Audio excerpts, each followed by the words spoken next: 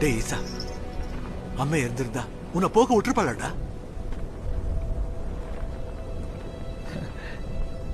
அம்மைய பத்தி நீ பேசுறியா செங்கண்ண? அது சாகும்போது கூட உன் பேரையே தான் சொல்லிட்டே இருந்துச்சு. நான் அங்க இருந்தேனா இல்லையான்னு கூட அதுக்கு தெரியாது. அப்ப எங்க செங்கண்ண போன?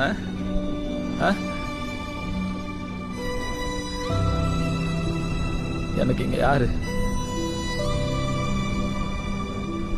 இங்க எதுவும் இல்ல செங்கண்ண. அம்மையும் இல்ல, இந்த ஊரும் இல்ல. நீயும் என்னைக்கும் எனக்கு இருந்த மாதிரி இல்ல.